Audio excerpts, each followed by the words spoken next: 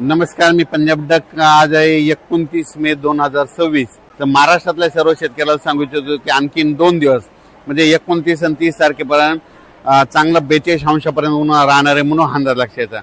पण त्यानंतर महाराष्ट्रातल्या शेतकऱ्याला सांगू इच्छितो की महाराष्ट्रामध्ये मात्र 31 मे पासून ते 5 जूनच्या दरम्यान दररोज वेगवेगळ्या भागात पूर्व विदर्भ, पश्चिम विदर्भ, दक्षिण महाराष्ट्र, उत्तर महाराष्ट्र, कोकणपट्टी, खानदेश सगळीकडे विखुरलेल्या स्वरूपाचा पाऊस सुरू होणार आहे म्हणून अंदाज लक्षात येतात. काही काही ठिकाणी जोराचा पाऊस पडणार आहे, त्या पावसामध्ये गारपिटीचं देखील प्रमाण असणार आहे म्हणून हे देखील अंदाज लक्षात येतात. आणि महाराष्ट्रातल्या सर्व शेतकऱ्याला सांगू इच्छितो की एक सर्वप्रथम आनंदाची बातमी, महाराष्ट्रामध्ये 7 जून पासून ते 12-13 जून पर्यंत महाराष्ट्रामध्ये चांगला मान्सूनचा पाऊस येणार आहे म्हणून हा अंदाज लक्षात येतात.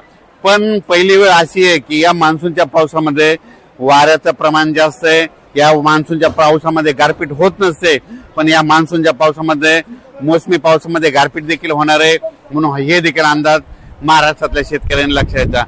म्हणजे सांगायचं झालं तर 7 तारखेपासून तर 13-14 जून पर्यंत महाराष्ट्रामध्ये दररोज वेगवेगळ्या भागात मान्सून सक्रिय होणार आहे आणि महाराष्ट्रातल्या सर्व शेतकऱ्याची पेरणी होणार आहे म्हणून हे अंदाज देखील लक्षात येतात. पण या मोसमी पावसामध्ये सगळ्यात महत्वाचं एक आहे की या मोसमी पावसामध्ये की या गारपीट कधी नसते, पण या मोसमी पावसामध्ये गारपीट पाहायला भेटणार आहे म्हणून हा अंदाज देखील सर्व शेतकऱ्यांनी लक्षात येतात.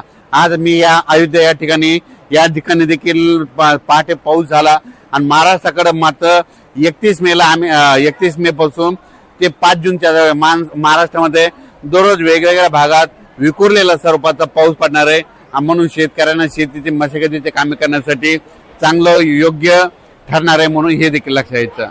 आता महाराष्ट्रामध्ये जे पाऊस येणार आहे ह्यामध्ये 31 मे ते 5 जूनच्या दरम्यान याच्यामध्ये मात्र वादळ खूप राहणार आहे, विजेचं प्रमाण जास्त राहणार आहे, काही ठिकाणी गारपीट देखील होणार आहे म्हणून हा अंदाज लक्षात यायचा.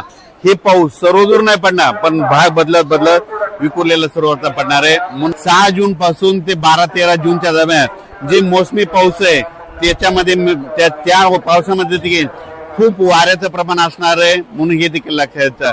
तर तुम्हाला एक सांगतो, हे जे मोसमी पाऊस आहे ते काय होणार आहे, हळूहळू थोडा पुढं सरकत संपूर्ण महाराष्ट्र काय होईल 13-14 जून पर्यंत संपूर्ण महाराष्ट्रात दाखल होणार आहे.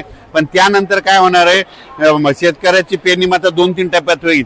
जे गडबड करतील त्यांची ईदभर ज्यांच्याकडे ओल जाईल त्यांची पेरणी काय होईल 10 जून पर्यंत 10-12 जूनला पेरणी लागल, काही जणांची 15 ते 20 दरम्यान पेरणी लागल आणि त्याच्यामधून काही जर उरले तर 25 जून ते 30 जूनच्या दरम्यान त्यांची पेरणी लागल आणि त्याच्यामधून जर काही उरले तर 10 जुलै ते 15 जुलैमध्ये एक पाऊस पडणार आहे, त्यामध्ये त्या शेतकऱ्याची पेरणी होणार आहे. पण महाराष्ट्रामध्ये मात्र मान्सून येण्यासाठी खूप पोषक वातावरण आहे. फक्त 2 दिवस 29 आणि 30 2 दिवसात उष्णतेची तीव्र लाट राहणार आहे. 31 मे पासून राज्यातलं वातावरणात बदल होईल. 1 जून पासून काय होणार आहे, उन्हाचा पारा जवळपास 2.5 अंशापासून तर 33-34 अंशापर्यंत वेगवेगळ्या भागात जाणार आहे म्हणून हा अंदाज देखील महाराष्ट्रातल्या शेतकऱ्यांना लक्षात यायचा. म्हणजे 1 जून लागल्याच्या नंतर राज्यातला जे 40 अंशाच्या वरचा पारा आहे ते संपूर्ण खाली येणार आहे म्हणून हे देखील अंदाज सर्व शेतकऱ्यांनी लक्षात घ्यायचा.